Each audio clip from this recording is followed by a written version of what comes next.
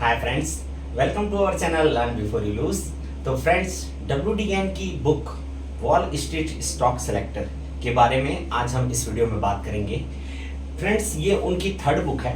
पहली बुक थी truth of the stock tape, second book थी टनल थ्रू द एयर और लुकिंग बैक फ्रॉम 1940 और ये बुक है third book Wall Street stock selector.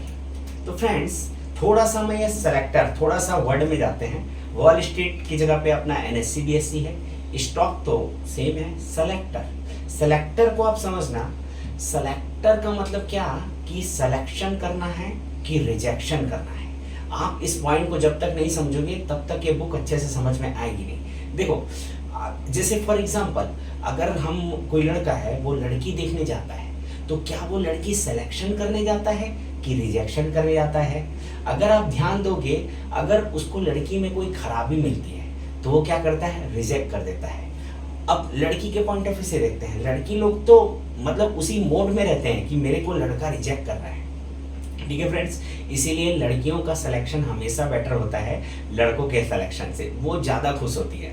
ठीक है, तो यहाँ पे आपको उसी मोड में रहना है। हम यहाँ पे स्टॉक सिलेक्शन करना नहीं सीखेंगे, स्टॉक रिजेक्शन करना सीखेंगे।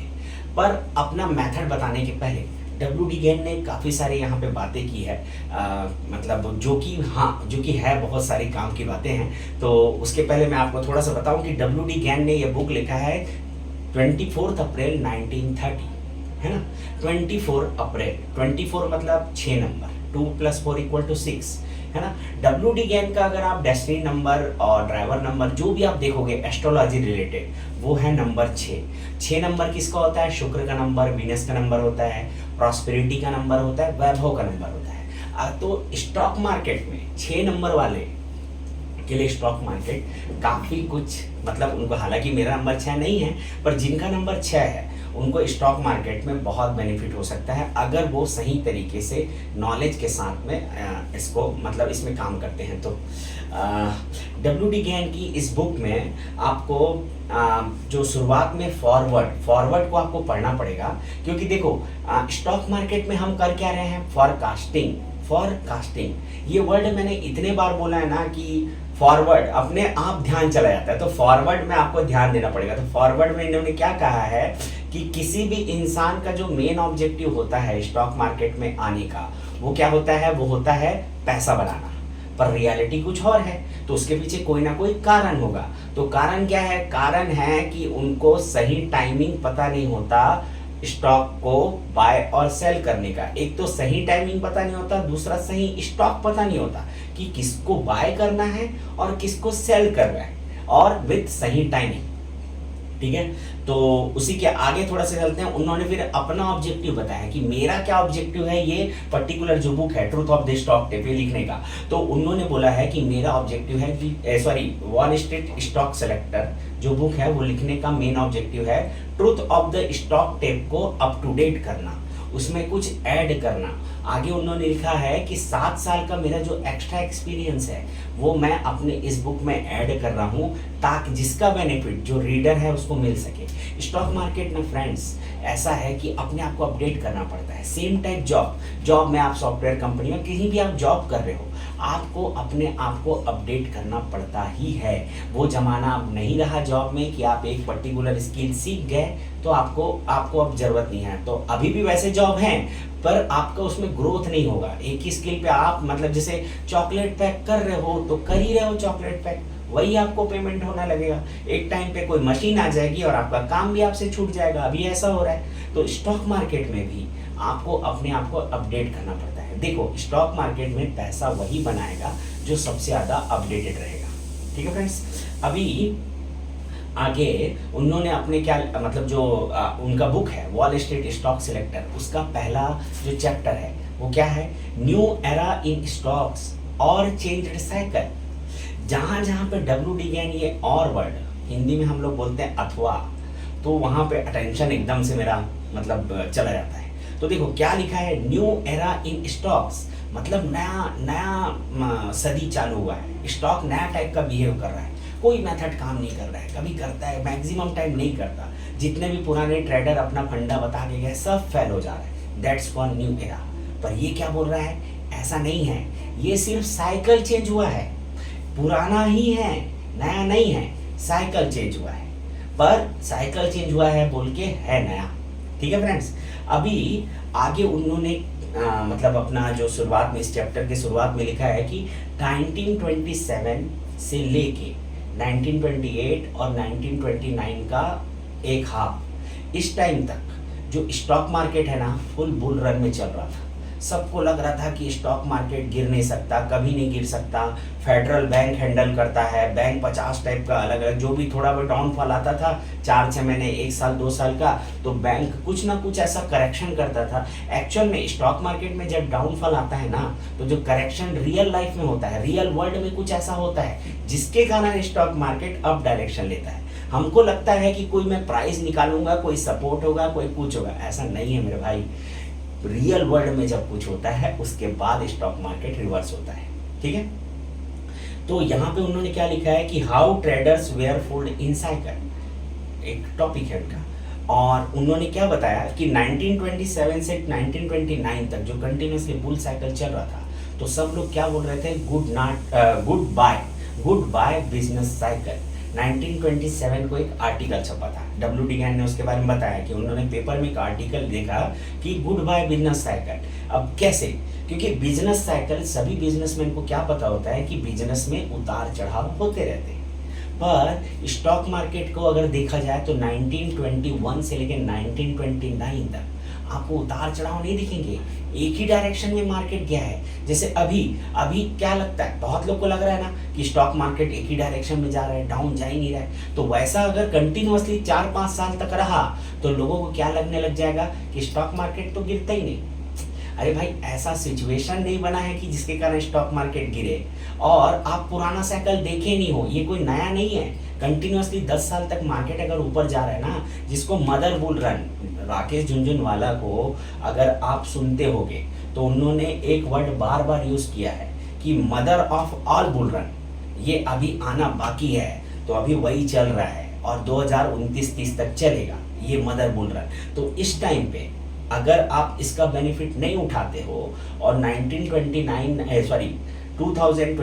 2029 तक उसको इनकैश नहीं करते हो, तो आप स्टॉक मार्केट का बेनिफिट नहीं ले पाओगे, है ना, जो रियल बेनिफिट होना है। फिर आपको 50-60 साल बाद फिर से ऐसा माहौल फिर से चालू होगा, एज पर जो साइकिल थ्योरी है उसके हिसाब से, है ना। नेक्स्ट एक 10 साइकिल और बचा 10 ईयर का, उसमें हो सकता है इस बुल रन से भी ऊपर बड़ा बुल रन आए।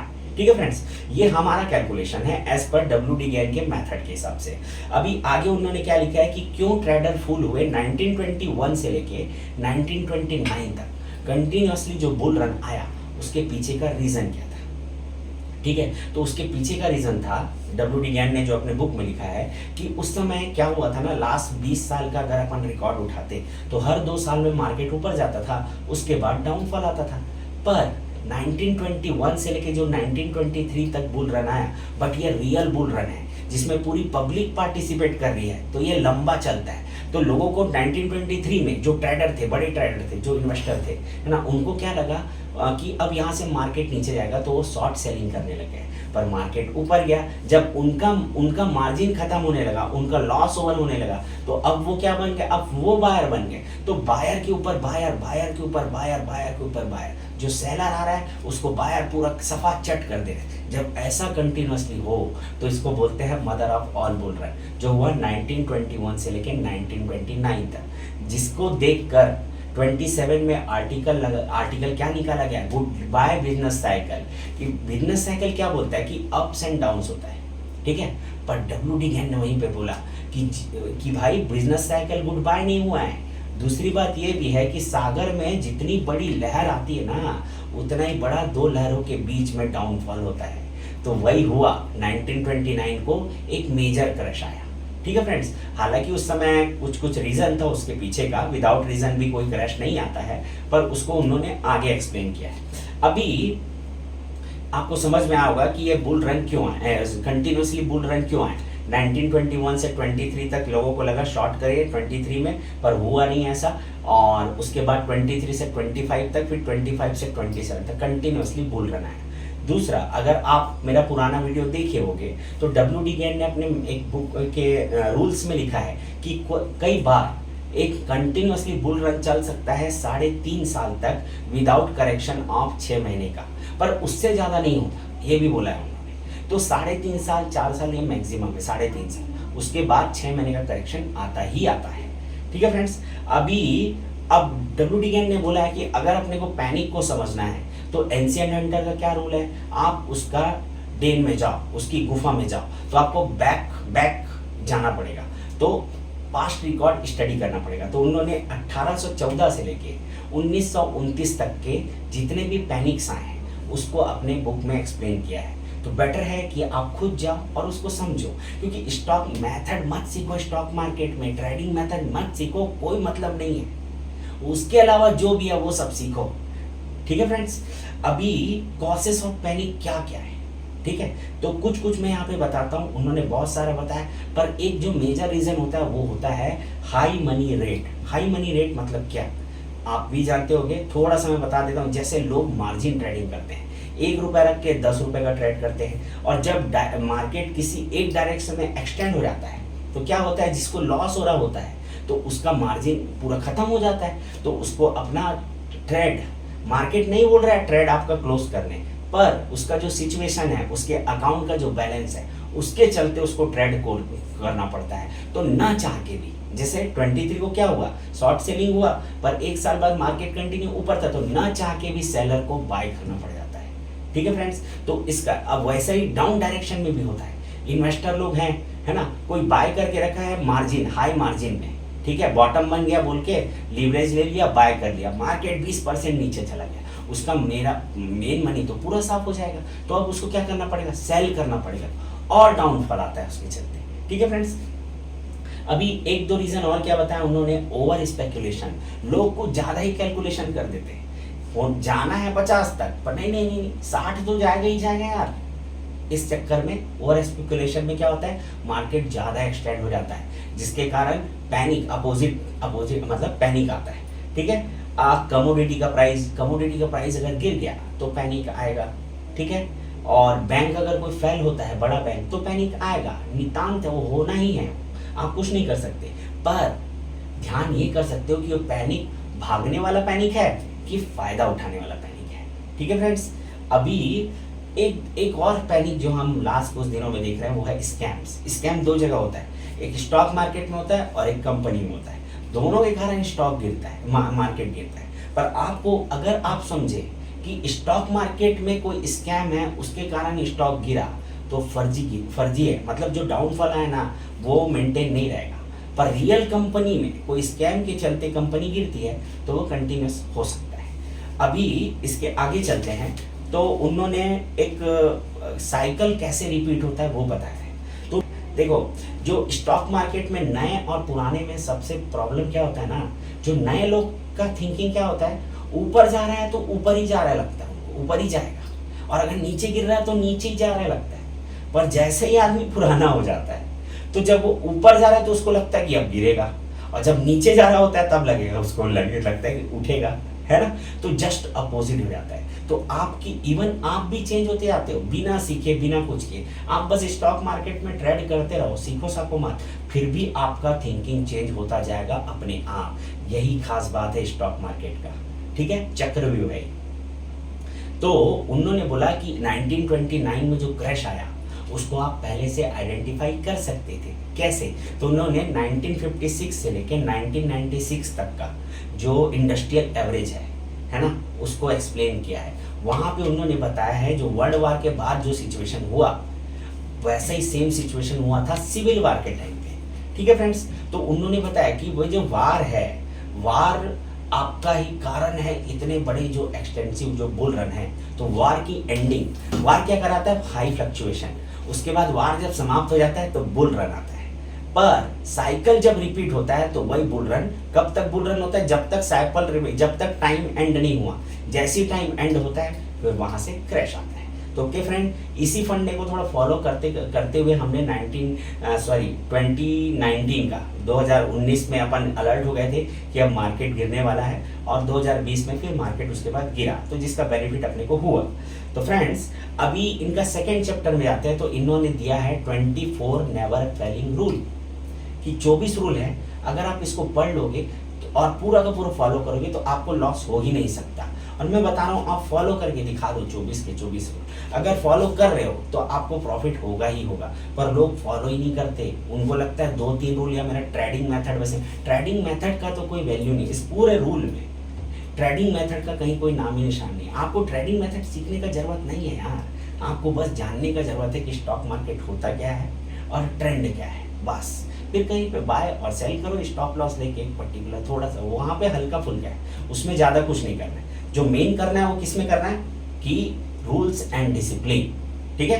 तो क्या क्या रूल है, पहला मनी मैनेजमेंट का, मतलब एक ट्रेड में 10% ज़्यादा का लॉस नहीं होना चाहिए। देखो अपन इन्वेस्टमेंट करते हैं, ट्रेडिंग करते ही नहीं अपन, ठीक है। ट्रेडिंग कैसे, ट्रेडिंग कर रहे हैं पर कैसे कर रहे हैं ट्रेडिंग, वो इन्वेस्टमेंट जिसमें हो रहा है वहां पे ट्रेडिंग हो रही है, ठीक है फ्रेंड्स। दूसरा क्या बताया, एसएल का यूसेज, विदाउट एसएल आप ट्रेड मत करो, सही है। तीसरा रूल, नेवर ओवर ट्रेड, है ना। दिन में 2 ट्रेड लेना है तो 2 ही लेना है, महीने में 4 ट्रेड लेना है तो 4 ही लेना है, उससे ज्यादा नहीं लेना है। उसके बाद ओवर ट्रेड हो गया। दूसरा चीज, आपका सिस्टम, ओवर ट्रेड 2 टाइप का भी होता है, आपका सिस्टम एंट्री नहीं दिया पर आप एंट्री ले लेते हो, that's also called over trade.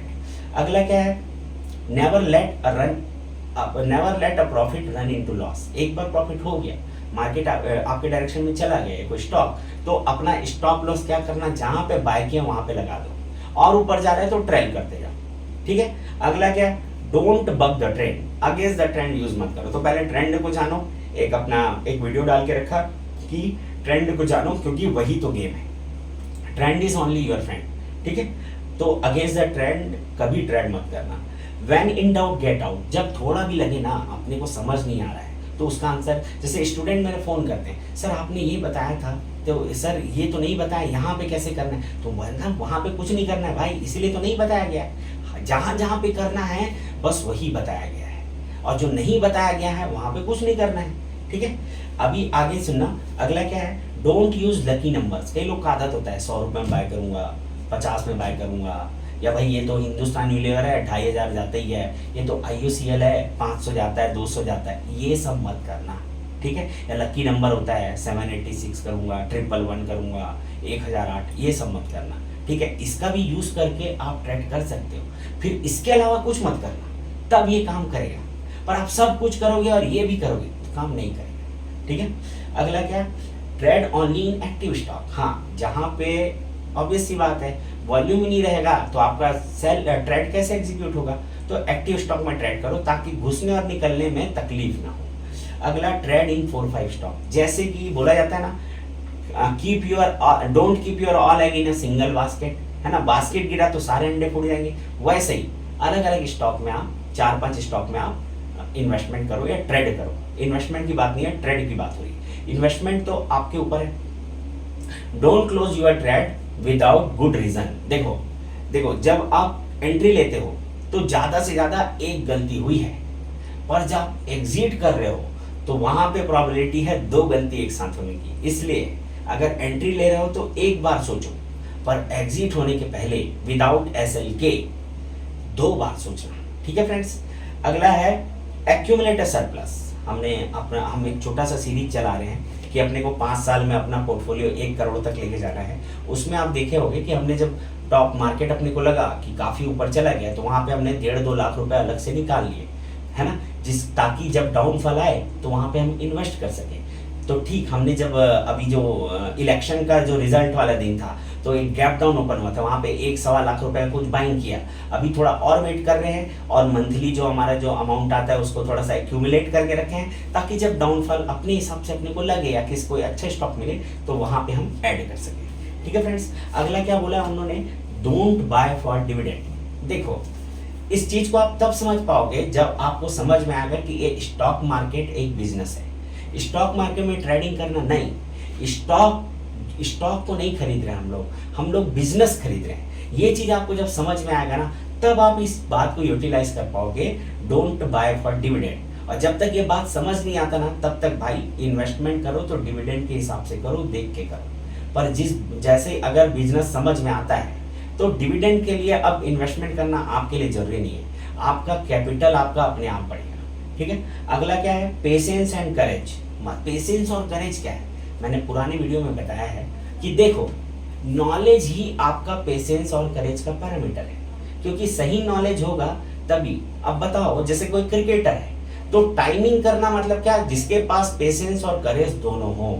तो टाइमिंग मतलब जब तक बॉल अपने पास नहीं आती तब तक अपन टच नहीं किए, दैट्स कॉल्ड टाइमिंग। बट वो पेशेंस और करेज भी है, जब अपने पास आ रही है तो मारना है, ठीक है, तो वो वाली बात होती है। अभी अगला क्या, avoid taking small profit and big loss. Simple है, आपको बिग प्रॉफिट और स्मॉल लॉस लेना है। अगला क्या, avoid getting in and out, वही ओवर ट्रेडिंग वाली बात है। बी न्यूट्रल, अगर आप ट्रेडर हो तो आपको ना ऐसा नहीं कि मैं सिर्फ बाय करता हूँ, ऐसा नहीं कि मैं सिर्फ सेल करता हूँ, पर आप अगर इन्वेस्टर हो तो आपको ऑप्टिमिस्टिक होना जरूरी है। और ऑप्टिमिस्टिक भी तभी होना जब फंडामेंटल एनालिसिस थोड़ा समझ में आता हो, नहीं तो आपका डूबना और आसान हो जाएगा, ठीक है, ऑप्टिमिस्टिक हो तो होगा। अगला क्या, नेवर बाय और sell because price is too high और टू लो। कई लोग को लगता है ना कि भाई अरे बहुत ज्यादा ही प्राइस हो गया यार तो सेल कर देता हूँ, ये सब फंडा मत बनाना, ठीक है। अगला क्या, बाय करना है स्टॉक, अगर बाय करना है तो स्मॉल कैप को बाय करो, स्टॉक अगर सेल करना है तो लार्ज कैप को बाय करो। ये किसको समझ में आएगा, जिसको फंडामेंटल एनालिसिस समझ में आता है, जिसको आउटस्टैंडिंग स्टॉक, स्टॉक का volume, float volume, trading volume ये समझ में आता है, उसको ये बात समझ आएगी। अगला क्या, trade on change in trend only. हाँ, ये नहीं, आप देखो जब मार्केट जब ट्रेंड चेंज कर रहा हो तो वहां पे आप एंट्री लोगे तो आप ज्यादा लंबा राइड कर सकते हो, ज्यादा बड़ा प्रॉफिट बुक कर सकते हो। इसीलिए ट्रेंड चेंज होने का वेट करो, उसके बाद बाय या सेल करो। अगला क्या, don't hedge with other stock. जैसे कि मान लो किसी सेक्टर है ना, आपका स्टील सेक्टर है, आपने टाटा स्टील बाय किया, ठीक है, और आपने वीजा स्टील या कोई दूसरा स्टील वो सेल कर दिया, सोचे कि भाई किसी हेजिंग करके बैठा हूं मैं, तो ये गलती मत करना। हेजिंग करना है तो उसके लिए भाई पुट कॉल है, आप उसमें कर सकते हो। अगला क्या, reduce trading after consistent profit. बहुत इंपॉर्टेंट चीज है ये। लोग क्या होता है, प्रॉफिट होते आता है तो ट्रेडिंग बढ़ा देते हैं, नहीं, प्रॉफिट होता हो या लॉस हो दोनों कंडीशन में कंसिस्टेंसी अगर आ रही है तो रिड्यूस द ट्रेड। हाँ, प्रॉफिट हो रहा है फिर लॉस हो रहा है, दो प्रॉफिट हो रहा है एक लॉस हो रहा है, दो लॉस हो रहा है फिर प्रॉफिट हो रहा है, तो मैं नहीं बोल रहा हूँ। पर अगर कंसिस्टेंट 4 5 6 10 प्रॉफिट हो गया, कंसिस्टेंट 5 6 10 लॉस हो गया, तो ट्रेडिंग रिड्यूस कर देना है। तो फ्रेंड्स, ये अभी अपना लगभग 2 चैप्टर इसका कंप्लीट हुआ है, तो आगे के वीडियो में और आगे मैं बताऊंगा। और हो सके तो फ्रेंड्स अपने को ये वाला स्टॉक सिलेक्शन का जो इनका मेथड है, तो हो सके तो अपने को उसको लैपटॉप में आपको चार्ट के साथ में बताना पड़े, तो नेक्स्ट वीडियो हो सके तो अपन लैपटॉप पे बनाएंगे। तो ओके फ्रेंड्स, आज के वीडियो के लिए इतना ही।